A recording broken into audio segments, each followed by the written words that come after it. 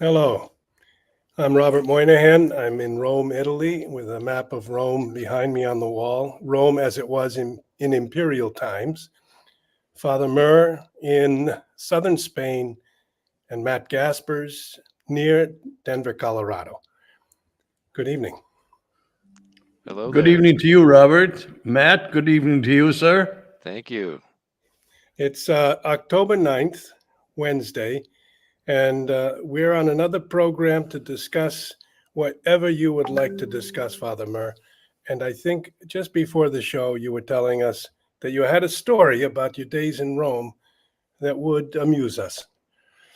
Well, we were talking. The three of us were talking about the traffic situation in Rome and all, and I was just saying that I knew how to drive before I went to Rome, but I really perfected driving in Rome. Oh It was my God. fantastic. In the years that I was there, from '71 to '80, and I had a Volkswagen Cabriolet convertible Oh with my. Geneva, Switzerland plates on it, right? And it was fantastic. But anyway, one day I was driving into town, and I wanted to go to the post office. I had an important letter to post. In those days, that's what you had to do. You had to go to the post office. What this email is, it's so fantastic. But anyway, I got there and the post office was closed. And then I stopped and I said, "Just a minute. Is it a holiday? Is it a federal holiday? No. Is it a religious holiday? No. We've got classes." And I didn't understand why they were closed. So there was a cop there, right? Piazza 12 Apostoli, right? Absolutely. Yeah. Okay, well, right there I think, is there still a post office there? Who knows? But there used to be No. one that was quite busy. Anyway, it was closed, so I didn't know what to do, and I asked the cop. I said, "Mi scusi, non lavorano di mattina? Don't they work in the mornings here?" And he looked, without batting an eye. He looked at me and said, "No, quando non lavorano è di pomeriggio, di mattina non vengono." When they don't work is in the afternoon. In the morning, they don't come. They're not here. Anyway, that's it. That was it. I thought it was Well, very funny. I mean, I guess this is really a love story between us and Rome. You and I have been here over the years. Matt been here once, but he never even got into St. Peter's Basilica. That is Oh, correct. that's incredible. Seriously? I'm That's serious. incredible. I was in Rome at this Incredible. time, actually, in 2018 to cover the Youth Synod, and I got to see St. Peter's Square, which was in and of itself amazing, but I never Sure. made it into the Basilica. I did get to go into Our Lady Queen of all the Martyrs. Isn't that, it's what used to be the Pantheon. I mean, it still is that, but Oh, one of the popes consecrated it as a basilica, and I think it's in honor of Our Lady and all the martyrs. So I So did get to go in that one. Matt, why you know didn't you? what, Matt? I went into the Pantheon one year, only one time, but it was fantastic. It was Pentecost Sunday, Oh yeah. and I walked in. I was told to be there. I think it was at 10 o'clock in the morning or something after high mass, and all of a sudden, this shower of rose petals, red rose petals, came down from the top, from the open hole on the top of the roof. This whole shower of rose petals came down and filled the whole place on I've seen Pentecost Sunday. pictures. Yeah, I've seen Oh, pictures of that. it was magnificent, magnificent. Looks beautiful. It was Yeah. beautiful. You could maybe find an image of that. But I too have been there on Pentecost Sunday. I was there in 2004 on Pentecost Sunday, and the rose petals covered everyone's shoes. Yeah, There it's was beautiful. there were so many baskets. There were workers, 12 or 14 workers, who dumped basket after basket of rose petals. The descent of the Holy Spirit, signified by the swirling rose petals coming down till the That floor. was beautiful. Covered. Beautiful tradition. Oh boy, And we've got one of those beautiful churches, to me, one of the most beautiful churches in Rome is it's certainly St. Peter's and the four major basilicas. You can't compare them with anything. But one of my favorites is San Ignacio, with the ceiling by Poso. It's just magnificent. I would stop in on the way to the Gregorian for classes to say a prayer at the tomb of Saint Robert Bellarmine.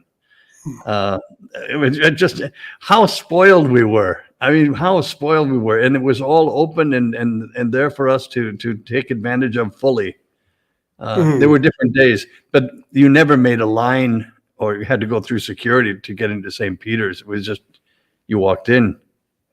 I also worked in the Vatican for 5 years at the information office, and I guess it was certainly a privilege to be able to go in and out just about anywhere that I wanted to, and got to know it quite well. Anyway, yeah. I mean, different days.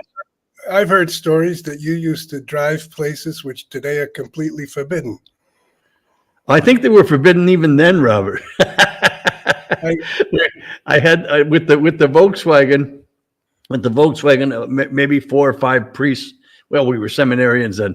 We'd get together, go out for pizza in Trastevere, and then go see Rome by night, and just take a tour of the city with the top down, and to see all of the monuments and everything. It was fantastic. One time, I shouldn't actually say this because I'll give young people the wrong ideas. But I think it was about 1 o'clock in the morning. We went up those stairs to the Campidoglio, step by step in the car, and went around and around the statue of Marco Antonio. That's the very center of Rome. The very center of Rome. And what am I saying, Marco Antonio? Marco Aurelius in the square. It was so beautiful. I don't know. Everybody looks back at his youth, thinking those were better times and easier times. Well, they were, but they were also, thank God for the inventions, modern inventions today. And just email. Look at what am I? I don't have to go far. Look what we're doing right now. We're in 3 different countries, talking together and talking to people from all over the world. This is no small thing. So the advances are fantastic too, but there's something about those days, and I think it has more to do with being young than anything else. We were young, and everything was fun and a challenge. Yeah, and yet you still seem to be young, Father. Well, that's because you're getting old, Robert. No. No, it has nothing to do with me being young.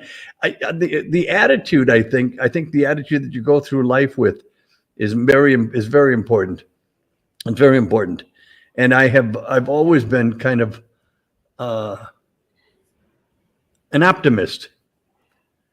Sometimes some have called me, Monsignor Marini used to call me naive. He said, "You're a typical American, naive, all of you, naive." Yeah. I said, "Well, yeah." I said, "But it's a nice way to live." And he said, "Yes, but we who are not as naive as you and are more skeptical," he said, I used to call him paranoid because he would see enemies everywhere, right? He said, "We outlive you because we're ready for the enemy. You're not." Anyway, but it's a sort of attitude, different attitude toward life. Well, I think that's a common theme of this last 2 generations. It's sort of been an American period for the Vatican. We built the North American College. A lot of the Vatican projects look towards American financial support. We've had hundreds and hundreds of seminarians come through Rome. And there was a kind of profound affection for Rome that the Americans expressed. And we now seem to be a little bit tired of Rome. There's someone who just put on the chat, "What can we be done about Pope Francis?" And there's a lot of people. Yes, yes, indeed. I mean, the Americans overall would come here with the thought of just getting within 30 or 40 feet of the Holy Father. So uh, somehow, Robert, there was something else too. When I was growing up, and even when I first went to Rome, I was 17. The the idea to me, when people would talk about the Holy Land, I never thought of Israel. I never thought of Jerusalem. I thought of Rome. To me, Rome was the Holy Land, and to me, Rome was the holiest place on earth. It was the center of Catholicism, where the popes lived, where Saint Peter and Paul were buried, where they died. I mean, it was everything about it was holy, and it really was to us the center of our faith. Beautiful. And then when you got to Rome, to see the glory of the Baroque was phenomenal. I'd never seen anything like that in my life. We have a beautiful cathedral in St. Paul, Minnesota, where I grew up, and from St. Agnes Parish, beautiful, beautiful, beautiful buildings. But the Baroque of Rome, I don't think it has no comparison. Beautiful, absolutely beautiful. yeah. A new Well, experience in life. so I'm in Rome right now, and we're having a synod here. We just had a group of new cardinals announced on Sunday, 21, and they'll be created cardinals on December 8th. So it's actually a long time between the announcement and the creation. Usually it's Let me just ask a question about that, a technical one. Let's say something would happen to His Holiness, that he would go to meet his Maker, God forbid, and that would be before December 8th, the Immaculate Conception. Are they cardinals? they're not yet Are they cardinals. cardinals now, or do they have to be? No. Does that ceremony have to take place before they're a cardinal? Hang on, Father. I'm going to look and see what it says in canon law. I looked at it yesterday and I can't remember exactly, but I'm going to look. What were you going to say, Bob? Well, they're created, just as we say in the prayer to the Holy Spirit, they shall be created on December 8th. So you cannot call them, you can say cardinal elect or cardinal designate.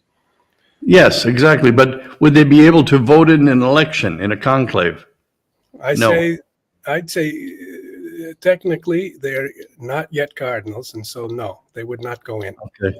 Okay, here I found what it says in canon law. All right. And so canon 351, we talked about this one yesterday. It kind of gives the job description for a cardinal. The Roman pontiff freely selects men to be promoted as cardinals who have been ordained at least to the order of the presbyterate or priesthood, and are especially outstanding in doctrine, morals, piety, and prudence in action. We certainly Well, hope that's them. That's them. By gosh, we certainly that hope describes them perfectly. Yeah. And then the second, and this other clause here: those who are not yet bishops must receive episcopal consecration. That's a little confusing to me because there are priests who are named cardinals who I don't think are consecrated bishops as well. So I don't know what the See, that's the thing. provision You is. have to be. I remember Paul VI put that in. He changed that. Yeah. All until then, there were cardinals who actually just a little bit before Paul VI. So there were cardinals who were laymen, Mm-hmm. right? Which might be something to think about in the future, because the laity might do a better job of things. But as far as then go ahead. they all had to be bishops before they could become cardinals. Interesting. Yep. So here's what it says regarding when they actually possess the dignity of the office, or however you want to say it. It says, cardinals are created by a decree of the Roman pontiff, which is made public in the presence of the College of Cardinals. From the moment of the announcement, they are bound by the duties and possess the rights defined by law. Now, I don't know if the announcement means like announcing to the world after they've been created a cardinal, or from the literal announcement, which was made this past Sunday? We'd have to ask a canon lawyer, I suppose. I think it would be the announcement that they were made cardinals, that the Pope chose them cardinals. So they Well, would be, then technically they would be able to vote. yes, but I don't think that occurred yet. It was not in the presence of the College of Cardinals. Yeah, that's Well, anyway, true. that's a good question. Maybe Father Murray, Yeah. Father Jerry Murray from New York. He's the greatest priest I know in New York, and also one of the greatest canonists. He would be able to explain that for us. Mm-hmm. Anyway, it's So- a question. So we have this city of Rome, this holy city. It's completely upside down right now. Everywhere I go, there's construction. Oh, really? Piazza Risorgimento is all torn up. It's all What are they torn doing up. there? They're putting a tunnel between the middle of the piazza and the side the Vatican is on. And then again, on the other side, I think another tunnel to walk under the street to the metro. Oh, But I'm not sure what they're doing. It seems to be they've had about 10 years to start doing all of these projects, and they seem to have started last month. well, you know what happens, Robert? You know very well when they begin one of those projects, especially digging. If any digging is required, they get down 2 feet and they discover ancient Roman buildings or an ancient Roman road, and everything has to stop until the archaeologists come in and see if anything is worth saving. And of course, everything is. So the progress on that. My gosh, I remember the subway, even to Eur, took years and years and years because they kept running into somebody's living room from 2,000 years ago, or something, and everything had to stop until it was investigated. So it's slow. Progress is slow there. In a lot of ways, progress is very slow in Rome, and in other ways, it's on the fast lane, isn't it? Mm. Bob, we have a question for Father Murr. I'm going to put it up on the screen. This is from Michael Krismanich. My apologies, Michael, if I didn't say that last name correctly. Father, when you lived in New York, did you know a priest named Michael Lanning from Cleveland? He is my pastor. Oh, wow. No, I didn't. Not that I remember. I was in New York from, was it 91?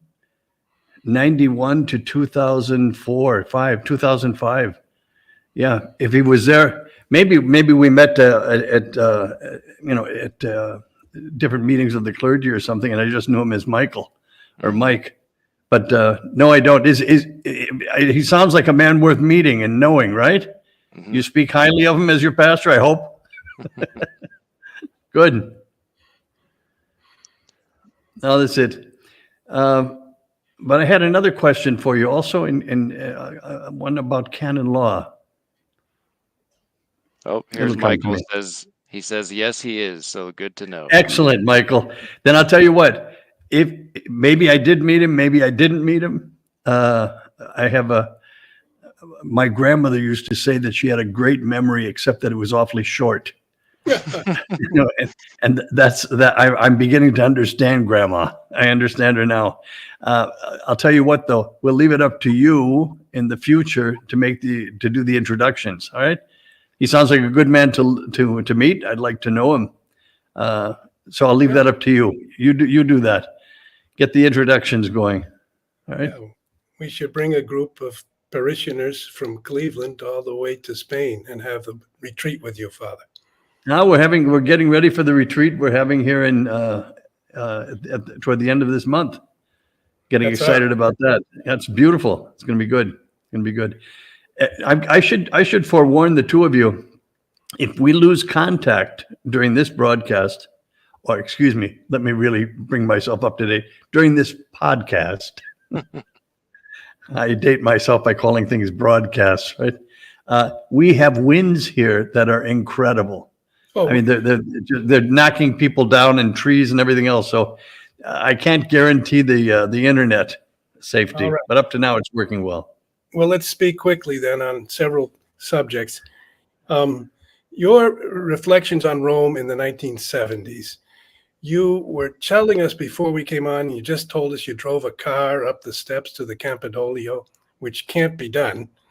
It's unbelievable. Yes, it can. So I have witnesses. They're still alive. those steps are slanted. That's why it does seem They're positive. slanted, and they're slanted, and they're called monk steps. Yeah, because they're about 5 or 6 steps wide, and then you come to the next one, and it's slanting. Yes, but they're not all that tall. Right. They're slanted, so you can drive a car up and you can drive it down. I know both ways. And you're gonna tempt Bob to try that same feat, Father. I've run You'll up love those. it. I had a colleague. We were at the American Academy in Rome in 1985, 86. So that's 40 years ago. And he was running the mile at Notre Dame in, I think, 4 minutes and 7 seconds. And I was about 4:22. Do you realize 15 seconds is quite a difference, though? Yes. But I never accepted that he really was faster. So I said, let's race up those steps. And of course, he was a step ahead. He was a step ahead. Oh Lord. Oh, yeah. Tom Rajkovich. He became he was a classical architect. He loved the Doric and all the columns, and he had Ionic, Doric, Corinthian, Composito. And we had a man at the academy that year who was an advisor of Prince Charles, saying that all architecture that was modern was somehow tinged with a type of ugliness, that these ancient forms were so balanced and harmonious that we ought to return to them. And it is true, whenever I go anywhere and I see a building that's sort of slanted or big pointed things, beams coming out, I think that's modern architecture. Of course it is. And it's still ugly. Yeah. It remains ugly.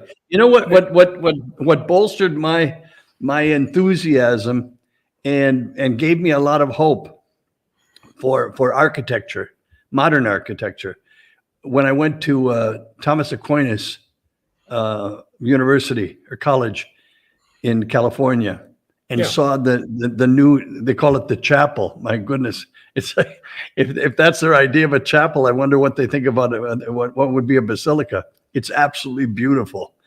And it was done recently. I think it was within the last 10 years, it was consecrated, but it's magnificent and it's done classically. So these things still can be done, and they're being done in different parts of the world. Matt, we could also the Pius X group built a fantastic church, like cathedral, like in Kansas, in St. Mary's. Yeah, magnificent. So these things can still be done. Ugly is not here to stay. That brings up a couple of points. First, it might be Duncan Stroik, who's a very fine architect, Catholic. Maybe he designed that name. one. That name rings a bell. Yeah. And then the second thing, the Pius X notice, Matt, we just had the sad news of the death of one of the bishops who was consecrated by Archbishop Lefebvre in 1988, and he just died either yesterday or the day before. Last evening. Yes. Oh, last evening. Yesterday evening. Notice.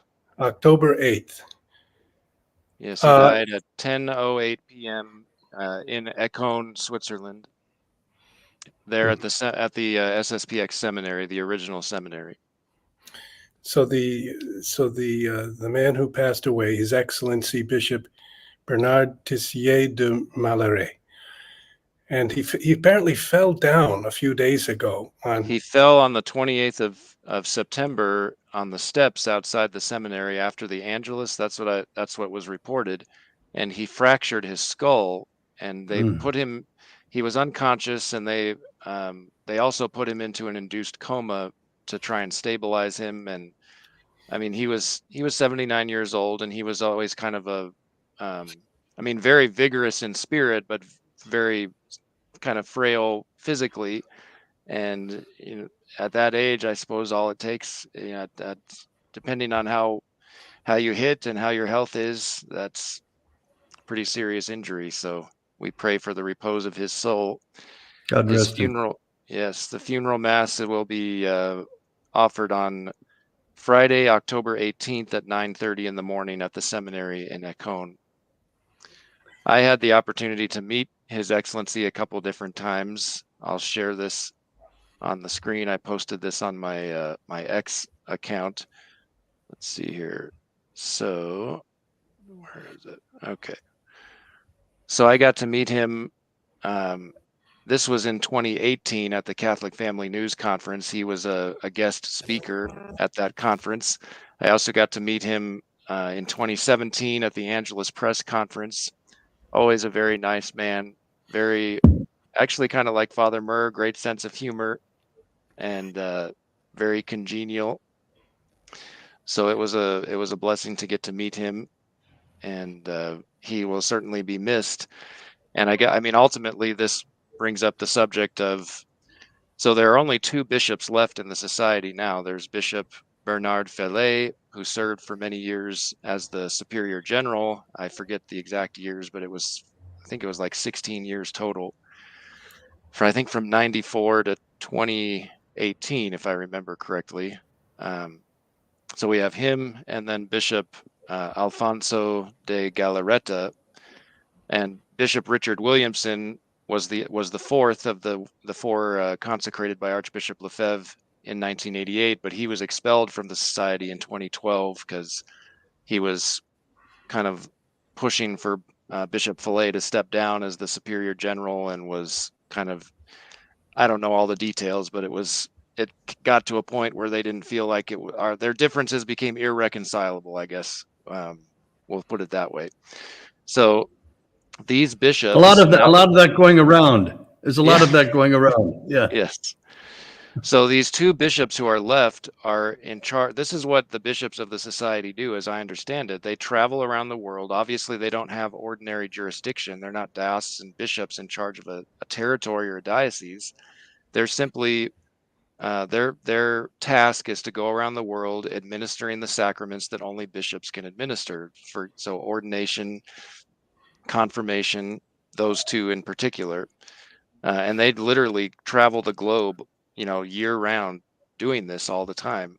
And with only two of them, I mean, they were having a difficult time getting the job done with three of them, and now they're down to two. So surely at some point, sooner rather than later, they're going to have to consider consecrating more bishops. And we know all of the serious implications involved with all that. Well, this was Archbishop Lefebvre's protest to Cardinal Gagnon when John Paul II sent Cardinal Gagnon to do a visitation of Econ, and also to plead with Lefebvre not to consecrate 4 bishops, but to consecrate 1. And Archbishop Lefebvre answered Gagnon straight on, and he said, I need these bishops, the church needs these bishops to be able to take care of the needs of our society, because we're all over the world. We don't need just one. One wouldn't be able to do anything. And then he said something else, which was prophetic. Anybody who thinks that Archbishop Lefebvre wasn't a brilliant and sharp man with a lot of moxie, that's an old word, that's a very positive word, but it's an old one, has another thought coming. He said to Cardinal Gagnon, his problem was he didn't trust the Vatican. That's all. He said, simply, I don't trust the Vatican. He said, but the Vatican is willing to give you permission for 1, and then there's no problem. He said, no, they could also take away that 1 quite easily, and then we'd be left with nothing, right? Well, people who and I'll tell you something now. Cardinal Gagnon has gone to his reward, and I'm sure he'd smile and agree with me for telling you this. Cardinal Gagnon said, you may be right. You may be right, he said to Lefebvre, right? Yeah. Anyway, what happened with the Opus Dei just recently, the personal prelature was taken away. Mm-hmm. It was taken away from them just like that. And also today, in Torre Ciudad, which is very, very important to the Opus Dei, they have the Holy Father, the Rome, just appointed a new archbishop. And I don't think he's going to be to the liking of many, right? So the games that are played with new bishops in and out, unfortunately, since not all of us have the same Catholic faith, the games that are being played are very serious ones today. They're very serious because they're games that are being played with the faith. This is the problem. It's not just we don't like the personality of this man or he's an old fuddy-duddy or something like that. No. They're deeper theological and moral questions. Anyway, so that's the update on that. But I thought Lefebvre, and so did Cardinal Gagnon, which is much more important than what I thought. Cardinal Gagnon thought that Lefebvre did well to act the way he did. And yes, they probably will have a consecration of two or perhaps more bishops, because the society of St. Pius X is growing phenomenally, as are others with the traditional movement, growing exponentially all over the world. Yes, they are. I mean, it's amazing. I was just telling Matt, Robert, before we were on the air, and I'm going to say it, I can say this, there are a number of priests and groups of priests already organizing. Some of them have contacted me for input. I don't know that I'm going to give it or not give it, but I thought it was interesting. And they're very serious men. These are pastors of your parishes who don't let this be known. They're not letting this be known publicly, but they are already organizing so that if and when a split comes, they remain Catholic. They and their congregations. I mean, these are dire times. They really are. We joke a lot about other things that we were talking about up to now, but these are very, very serious times for a lot of people. I'm one of them. I love the church, and I don't want to see an apostasy taking place. And yet, that seems very much where we're going, because it's not stopping. It's not stopping. It's not slowing down. It's not that things are not being clarified or explained. So we're coming into a lot of problems. And also the new bishops, as well as the new cardinals being appointed, all seem to be of the same ilk.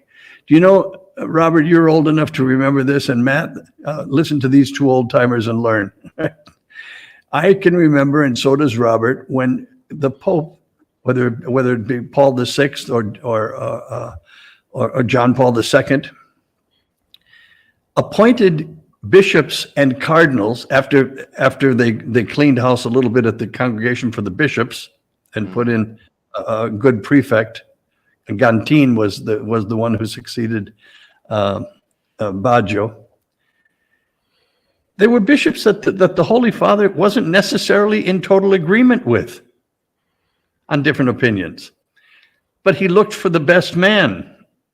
And you didn't have to be in total agreement with him to be made a bishop. If he thought you were the best man for the job, you were the man for the job. I see in the last almost 12 years, bishops and cardinals all coming with the same sort of credentials, the same type of man. It's a little bit scary. They seem to be stamped versions of the man who's naming them, and only in one line. So that's concerning. It's concerning for a lot of people, because in an upcoming conclave, which is eventually going to happen, it would be good to have different opinions expressed as to the future of the church, rather than everybody of the same opinion and same direction. Anyway, that's my saying. But I thought it was very interesting, and this is happening within the last month. I've been approached by a number of priests, diocesan priests who have parishes, all of them, and a couple who teach in diocesan seminaries, also forming groups so that if anything happens to the church, they are on the Catholic side of things. They don't want to go the wrong way, and they're already preparing for that. So Yeah, these are serious times we're living in. Well, I don't think there's anything more serious that you could tell us than what you just told us. That means that on Yeah. the spectrum between doctrinal truth and the unity of the Catholic Church, one holy Catholic and apostolic, if it's a one church, which it's its mark, but it doesn't hold to the apostolic doctrine, then we're separated, divided. We might have Arians or some other group, Nestorians, and once again we would face a split. But the church was intended to be, it was a last prayer of Jesus that the church remain one. So we have Udunum sint, yes, Jesus that they was be praying. one. Yes, he was praying to his Father at the Last Supper, and he said, "I pray, Father, ut unum sint, that one they be or remain." And if we go against his last prayer, we would be divided. However, we can't be united if we don't have the same faith. That's right. There are three external bonds of unity in the church, according to theologians. We talk about the unity in faith, unity in worship, including the sacraments, and unity in government. And those all three have to be present in order for there to be true unity in the church. All Yeah, right. you know, on the unity in worship, I cannot emphasize how important this is. This is really important. The way people pray is really the way they believe, right? But also, there's just, I think it was just last week or the week before, the Vatican also sent to Toulon, France, an order that all future seminarians were to sign that they refused ever to say the Tridentine Mass, and that they would not offer, can you imagine this? And that they would not offer the Novus Ordo with solemnity. What? With solemnity. I like that. Let's get that. It's really incredible. Let's try to get that letter or confirm that what happened. Get the details. Yeah, But Where did this happen again, Father? Toulon, in Toulon, France. In Toulon, France. There was Toulon, Toulon. The bishop there is a very good bishop, and he was ordaining traditionalists and not so traditionalist priests for his diocese, so that the parishes would have priests and what have you. And some of them were too traditional for the Vatican. So the Vatican sent in a visitor, I believe. Robert, you remember? Again, Matt, you're too old. Do you remember Ronald Reagan, Matt, as president? Sure. Well, I remember. Do you? Yeah, I mean, I was born in 1984, so he was in office, right? Yeah, I met Ronald Reagan. Well, you remember what he said. I'm trying to educate Matt here, the junior. Trust but verify. He's trust but verify. Yes, but he also said the 9 most dangerous words in the English language. Do you know what those are? I don't. I'm from the government, and I'm here to help. Oh, that's right. Yeah. He said, if you ever hear those words come out of the mouth of someone, actually, run. That's the phrase that I thought of when I heard the news last weekend. Was it last week? No, the weekend before, when I was at the Catholic Identity Conference in Pittsburgh. That's when the news broke that the Vatican is doing an apostolic visitation of the priestly fraternity of St. Peter over a 12-month period. Like, it sounds like a pretty thorough investigation, and they assure everybody, well, it's just because the dicastery for societies of apostolic life, we're not familiar with them and we want to get to know them. And I thought of that phrase, except changing the word government for the Vatican. We're from the Vatican. We're here to help. I'm from the Vatican, and I'm here to help. Yes, yeah. That's right. Yeah. So there are a lot of things that those attitudes that it's almost like a purification by the left, a totalitarian purification of beliefs and of systems and of people. This is, I don't know if you'd consider that healthy. I don't. Especially, I'll tell you why I don't. I lived for years with priests side by side, who some of them were Marxists, some of them were progressives to degrees you couldn't believe. This and the other. We had to work together. We had to work together. This was our assignment, and we did it. Now all of a sudden, there can only be one direction, one single direction, and everybody has to step to that tune. It's a little bit scary, But that's what's happening. That's what's happening all over, and people are getting very concerned about it. Especially priests are getting very concerned. And you know, I've repeated this a couple times on the program already. In my book, the Godmother, which I know sounds mafioso, but it's not. It's about Mother Pasqualina. Mm-hmm. She was describing to me one day the vision that Pope Pius XII had in the gardens of the Vatican gardens, when he was blessed with a vision, and he assured everyone that he saw it, and he was not on drugs or anything else. He was walking in the Vatican, reading papers. An incredibly intelligent man, amazingly intelligent, and stopped frozen and saw in the sky the sun dancing, just as it had in Fatima. He described it later on, the directions, the circles, everything else about it.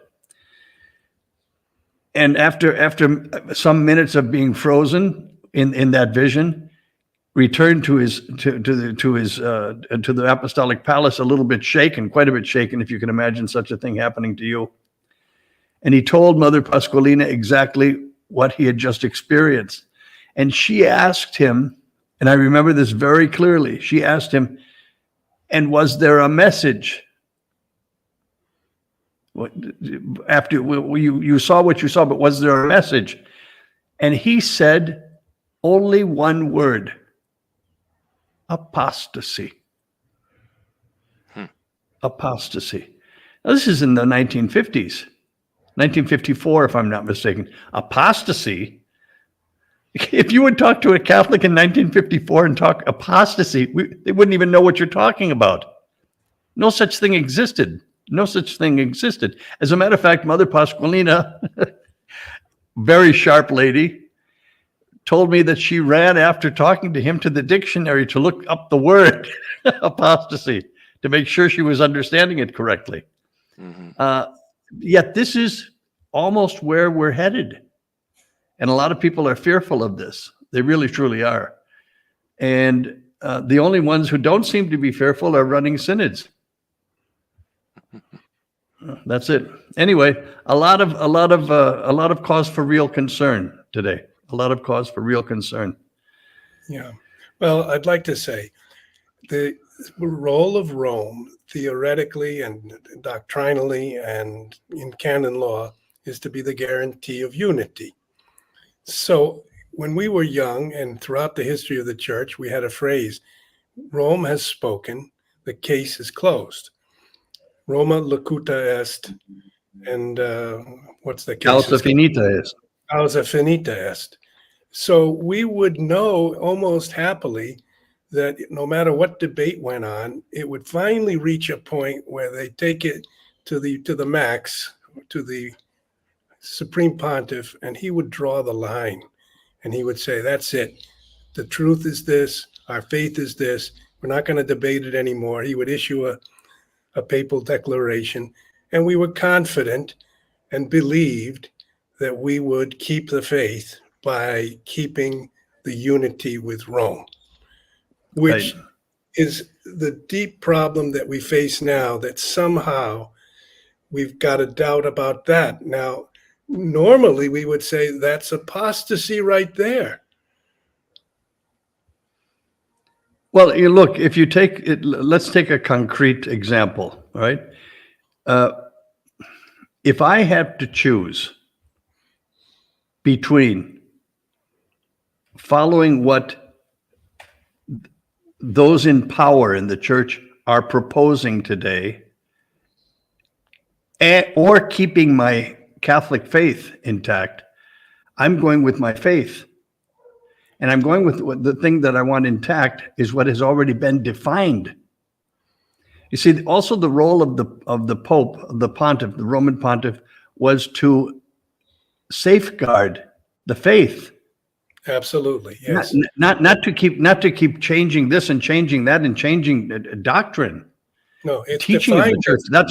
That's not his job. Okay, so I mean, that with all due respect, it's defined I say as that. It's defined as that.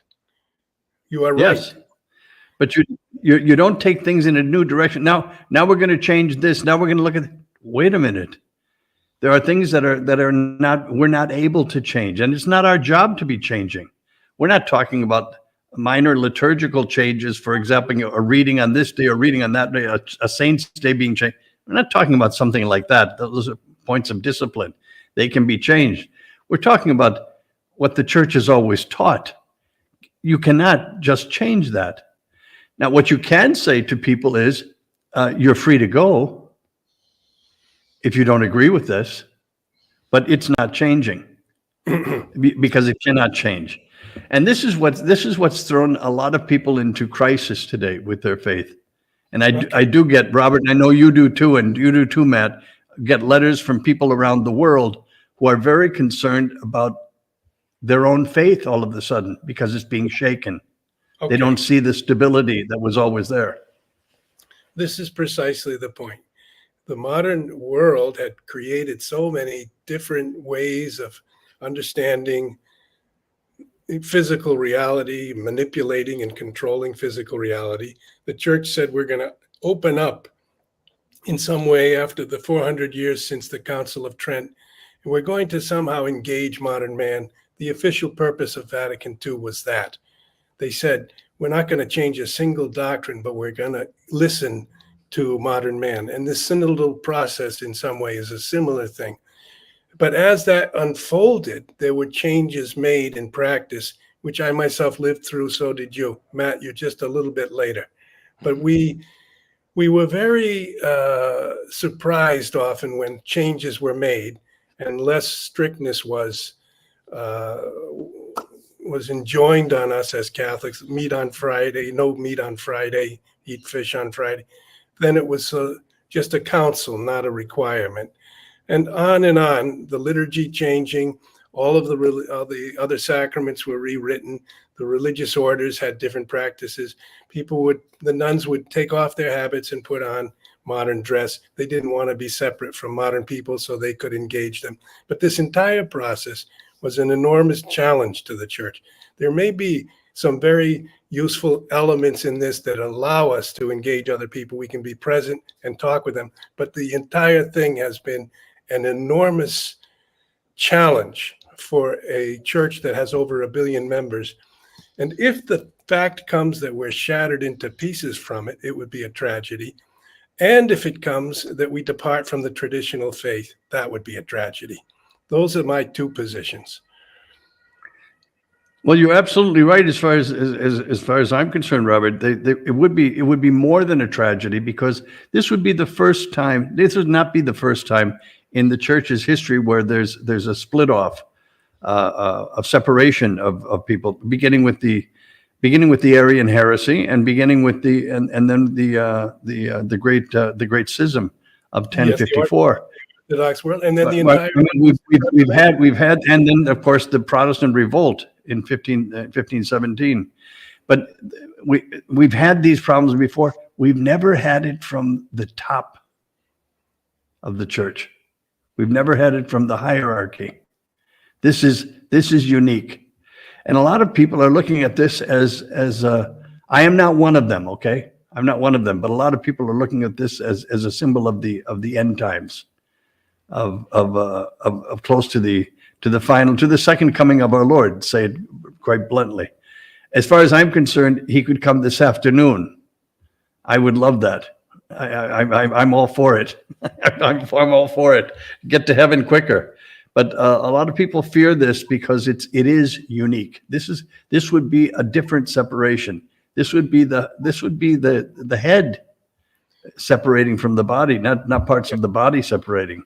So it's a different, very, very serious thing, and I think people know that. People have the last decade, people have grown to understand an awful lot more than they did not so many years ago.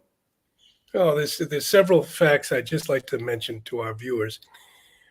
One is the respect and obedience owed to the Pope. Now, a lot of people didn't respect and obey John Paul II. The ones who were more liberal, they said, well, we'll get through this papacy of the Polish Pope. Many people did not respect and obey Pope Benedict.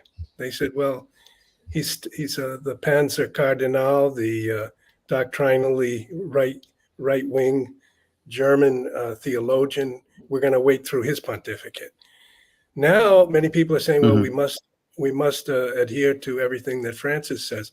But Francis actually gave us a different instruction. He said, be very honest, be very open, speak your mind. If you have an issue, speak it clearly and fully. And he calls that parousia in the Greek. That's honest boldness, we might call it. He said, let's be that way. But a lot of people are very critical if you raise certain points. I do think we're free men, we're free in the Catholic Church, but we do wish to be loyal and faithful to the truth and to the authorities that are set before us to teach and protect that truth. So this is why we have the paradox of our present moment. I wanted to go back for a moment to Lefebvre. I was in Rome in the 1980s when that broke down, and I was here in May, 4th, 5th, 6th. Lefebvre came in and met all day with Joseph Ratzinger, and he signed the document. It was over. They were agreed to do it in the 4th. And then he went out to Albano, where they had a headquarters. And I was told that he stayed up after dinner, and he went into the chapel and he prayed, and he stayed up most of the night. And he said basically what you said when he met with Cardinal Gagnon, can I trust Rome? And he came up in the morning, he said, I'm putting my entire work at risk by signing this, and I'm also putting the faith at risk because I don't trust Rome. And he went back and he said, I'm taking back my signature. That is when the Lefebvre split occurred. And I bring it up to say it was so close that it wouldn't have occurred. What would have resulted from that, I can't say. But every man in the church would like to overcome divisions and come to an agreement, and we put them into a form like the Creed. They met at Council of Nicaea and then in the other councils, and they had the Apostles' Creed, then they had the Nicene Creed, and they were trying to get a few words they could all agree upon, and those who wouldn't agree were out of the church. The faith was one. The Creed was the symbol of the faith. The liturgy was then celebrated in the same way, with the same feeling, and St. Paul speaks of this. They all gathered together with one faith, with one communion. And we've had this 2,000-year-old history, the most magnificent history of any human institution, which causes us to believe there is a divine spirit, a divine guidance, a divine support. I still believe that. But the battle now is at its height. The whole strength of the modern world is saying, oh, come on, guys. Leave behind some of this baggage. And those people who are resistant to that, the so-called traditional Catholics, are not unloving people. They are very deeply loving people. They know that if we head down a road that departs from the faith, we're going to go into very strange and very evil pathways and byways. And we want to remind the Holy Father and the church leadership that if they lead us in that direction, they are not doing the will of the Holy Spirit. That for sure. Just to underscore what you were saying, Robert, the traditionalists, non-traditionalists, progressives, look, the church has always had an openness for people to convert, to understand what the truth is, and be welcomed into the body of Christ. Always. I look at the Council of Trent, that of course today is abhorred because it's so, I don't know what they think of it. But the reason that it's in Trent which is northern Italy, is so that it could be closer to the Protestant areas of the world, and so that the Protestants could assist, could participate in the council, could have their questions answered. They refused to go. But I mean, the church makes these efforts always, like a mother, truly. She wants this unity. We've always wanted it. But that we stand firm to the truth is what we're criticized for, because we won't change. We cannot change the truth. I can no sooner change the divinity of Christ and the humanity of Christ, because I decide today Christ isn't divine because it doesn't fit my schema. I can't do that. I cannot say there are not three persons in the Blessed Trinity. I can't do that. I cannot question the virginity of Mary. I can't do that. These are all defined dogmas. And I cannot change what God has established. God, not man. You know what? Here's what I see is happening, a real problem.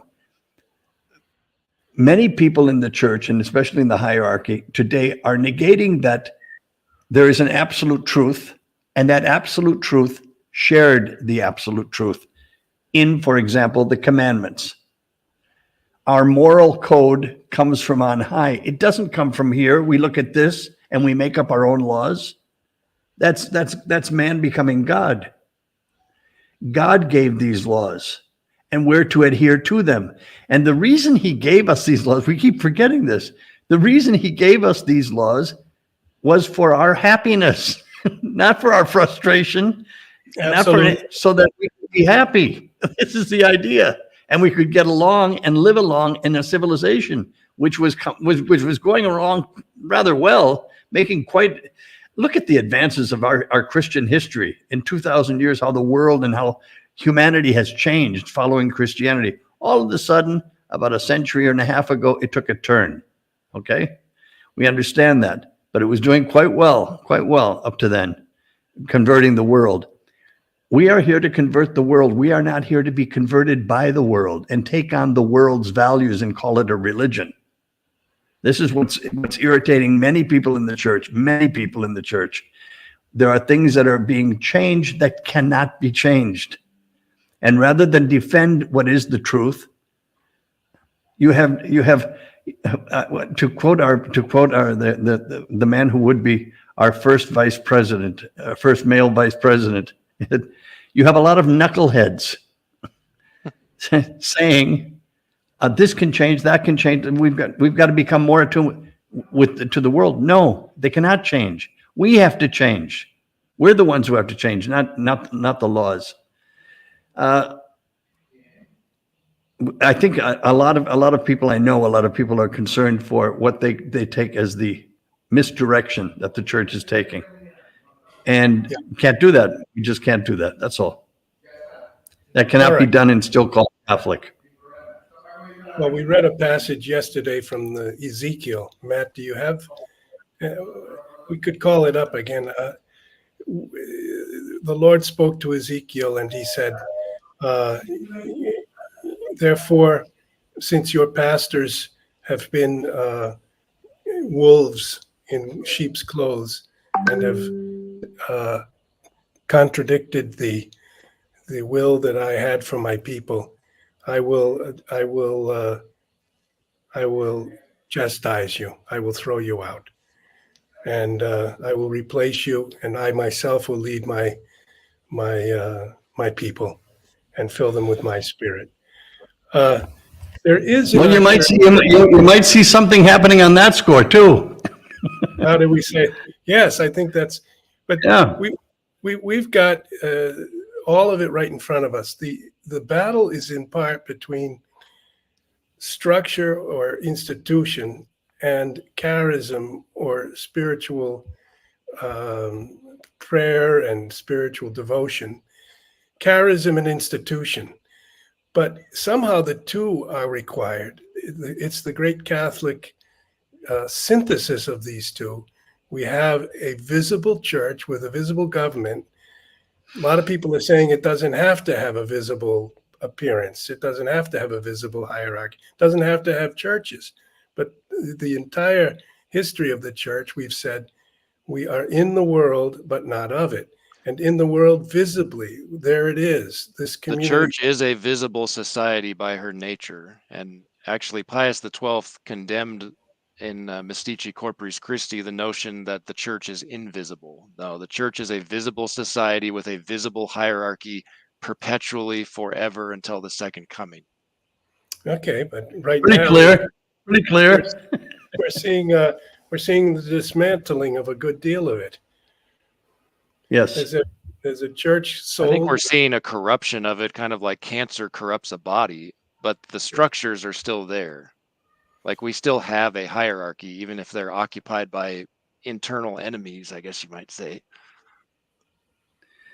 Look, there are things in the church that certainly could change its structure, some of its structure. For example, the Pope, if he decided, he could get rid of the diplomatic corps.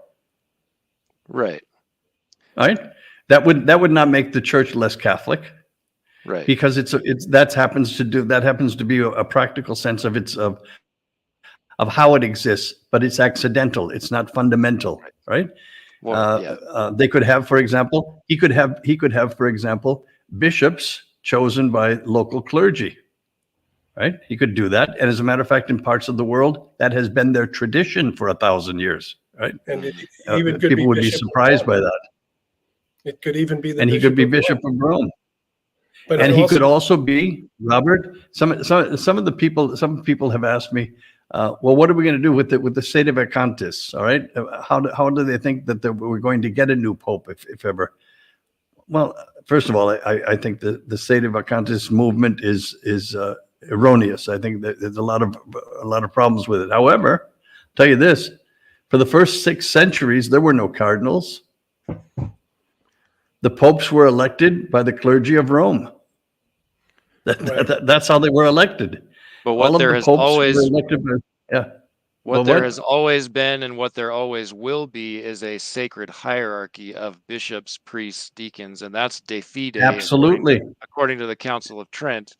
And that's a big problem for the sedevacantist theory, because according to that theory, I mean, there are different variants of it, but I'm talking about those who think that the last valid pope was Pius XII. So if that's really the case, then that means there are no valid diocesan bishops. There couldn't be. There is no longer a hierarchy with ordinary jurisdiction, because that comes from the Pope, according to Pius XII in Mystici Corporis. So the visible church has ceased to exist, which is impossible. It is impossible. That's right. And that's it. It's simply that way. But what I'm trying to make, the point I'm trying to make is that there could be also a change in the College of Cardinals and even in the institution. Certainly. All of these things could change, right? Without touching the faith. Without touching the church's divine constitution. A lot of those things are ecclesiastical institution or tradition. They're subject to change, as long as there's always the divinely established hierarchy of bishops ruling the churches around the world, with the head obviously being the Pope. Yeah. Or as he likes to be called, the Bishop of Rome. Yes. Well, no, but there doesn't even need to be a College of Cardinals. It's not. No, there doesn't. That's what I'm saying. That's the way things worked out politically, historically. They put fine. It doesn't have to be that way. It can be done by also the clergy of Rome voting. So I mean, there are a lot of possibilities. God is not abandoning his church. He's leaving us all sorts of options that are viable. But at the same time, what he's saying is the faith is not to change. The faith is not to change, because it is the truth. The truth isn't one way one day and tomorrow another way. The truth is the truth.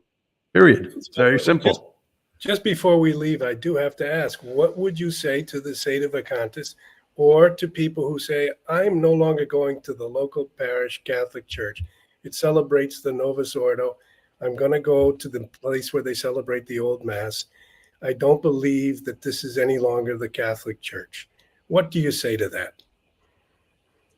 Well, I would tell them calmly and in a very nice way, that they're wrong. That they're wrong. Do I like the way Mass is offered with hula dancers and people riding bicycles around altars and screaming? And no, it's an outrage. The whole thing is outrageous. Would I go to such a parish? Not on your life. I wouldn't frequent it at all. I say the Tridentine Mass daily. That's what I love. That's what I believe. It brings me closer to God. I understand its value. There were some priests here the other day, a whole lot of us. Did we want to concelebrate? Okay. How did we concelebrate? We used the Roman canon. It was almost a Tridentine Mass because it can be offered beautifully. I would stay with the church. I would stay with the church. I would never proclaim myself outside the church or that I left it. Let it leave you, if it will. Let it leave you, if it will, because it won't. But you don't leave it. That's really it. And I know a lot of people suffer for this. Do not frequent those places. If I had a church down the street that presented me with guitars every Sunday and the same horrendous 1960 mentality in everything, in songs, in sermons, in everything, no, I wouldn't go to that. But I would never say that I'm no longer Catholic or that I've left the church. I would say I don't participate in that parish. And I would wait for things to get better because I'm telling you this, I think they can only get better. Too much worse, I don't know if they can get. They can only get, there's a point where worse is almost impossible and better is a real option. I think that's going to happen. I think we're going to be surprised because you know what? There's something else. God will not be mocked. He will not be mocked. You continue this nonsense and try to change the faith, try to change articles of faith and of morals that God himself gave in commandments. Good luck to you. Good luck to you, but you're on the losing side. God will not be mocked. Amen. Well, I think you gave us that's a wonderful statement there. And a couple minutes ago, you made the point, God wanted our happiness, our blessedness, and he didn't load restrictions on our back and laws on our back, but he opened up to us a possibility of living a meaningful life filled with loyalty, honor, dignity, love, commitment, and fruitfulness, children. And we're getting another proposal from a kind of society around us that isn't filled with these things. And I think that your remark saying that we were not made for a kind of superficial, meaningless, and miserable existence filled with addiction, but for this beautiful life filled with honor, commitment, children, family, grandparents. And we're going to continue and we'll go against whatever is going to try to take this away or fool us or deceive us or tempt us. And how would you respond to that? I would say I agree with that. I would agree with that. Why wouldn't I agree with that?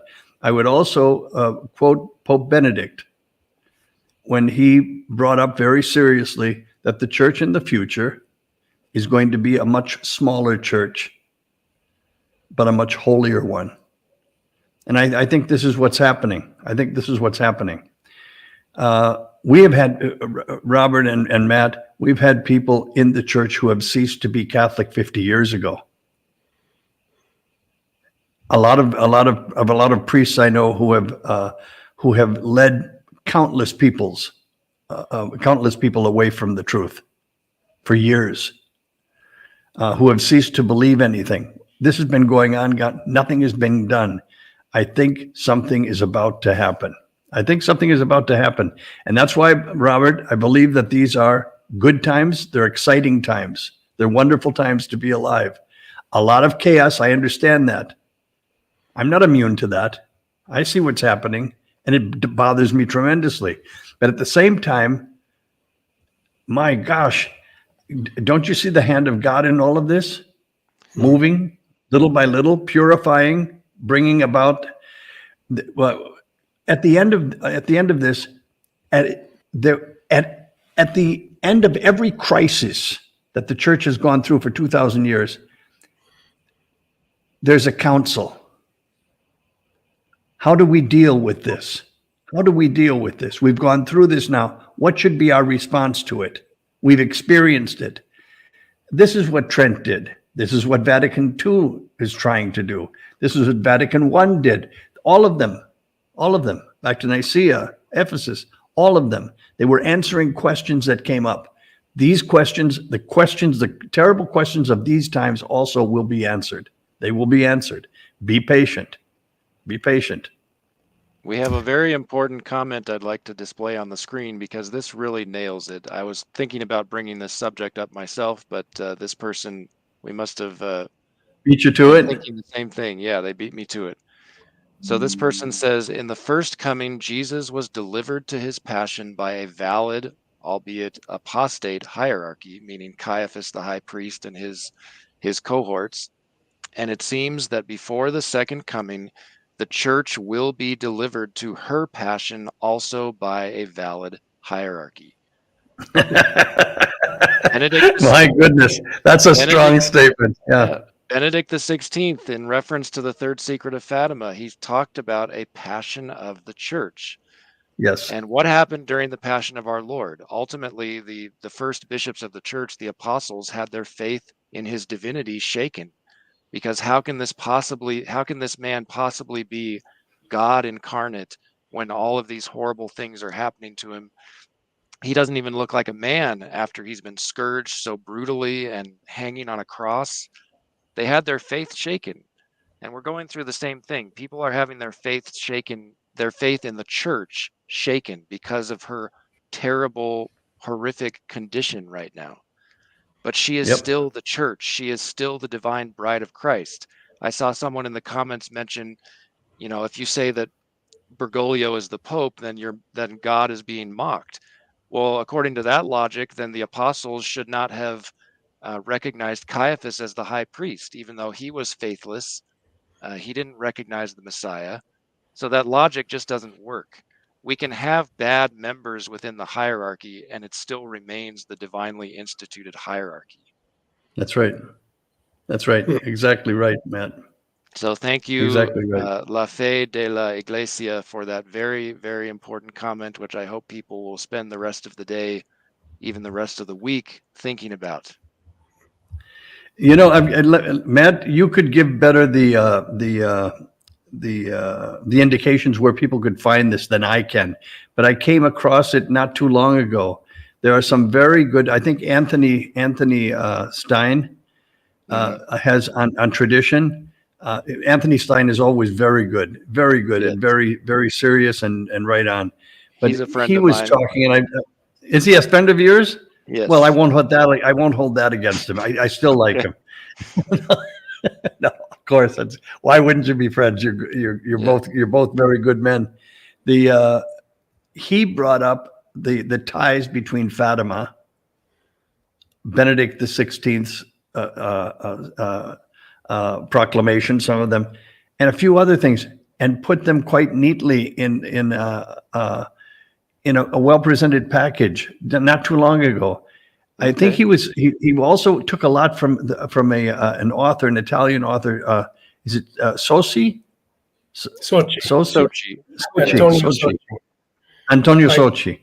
Right, but it when I was reading it, and I've read it and listened to a lot of his on YouTube also.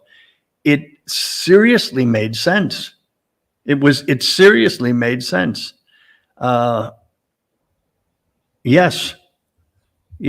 I think if people should if they can, maybe you should find those links. But it really was very good. Anthony Stein. And Return tradition. To tradition is his Return apostle. to Tradition was very well presented, and this was just recently. It was the first time a lot of things made sense to me of prophecy, and I'm always leery on the things of prophecy because I've seen too many come and go. the end of the world was going to be at this day, and then it was going to be the next day, and all of those kind of things. We have Protestant brethren who live on that.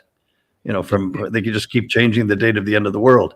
But these are interesting times, and what we're asked to be is faithful. And I end with these words of Mother Teresa when she was asked by Time magazine in an interview.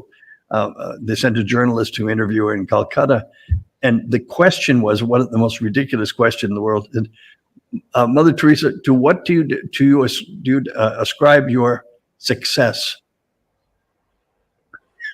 Mother Teresa's helping somebody who's dying in front of her, right? Caring for her. She said, God never called me to be successful. God called me to be faithful. Period. That's what I'm called to be, faithful. I would say to any Catholics also the same words. God didn't call you to be successful, for you to see the end of everything, for you to understand everything. He called you to be faithful, a faithful member of his mystical body, the church. That church is our mother. You know what? We love her. Even if it's like a defective mother.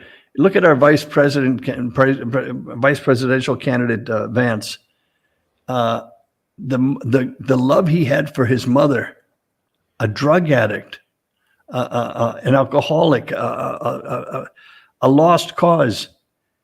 It was his mother. It's his mother. He never left her. We've got a mother right now who's beaten and bruised. We don't abandon her. We hold on. We keep loving her. And we know that one day she's going to be as beautiful as she always was. Right? Oh, that's powerful words. And I really feel it might touch some who have gone away, even the sedevacantists and some who say this is not the church. If they could look at her and say, she's beaten and bruised, I'm going back.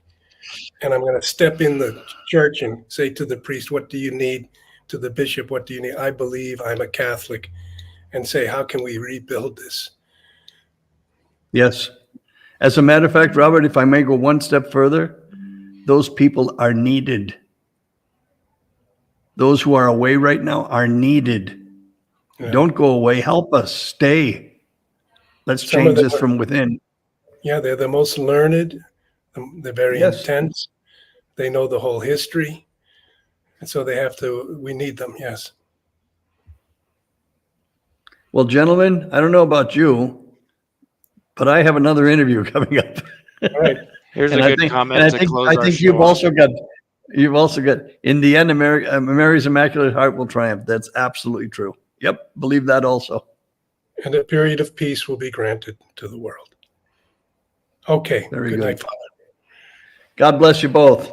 And God bless everybody listening. Ciao, kiddos. All right. Take care. Come with us on a unique pilgrimage and retreat to renew your spirit. Experience the beauty and richness of southern Spain. Our retreat master, Father Charles T. Murr, a renowned Catholic priest, best-selling author, philosopher, theologian, trained psychologist, and pastor of souls. Father Murr will guide us through 3 mornings of spiritual reflections at a convent located in the historic heart of Carmona, Spain, promising a transformative journey.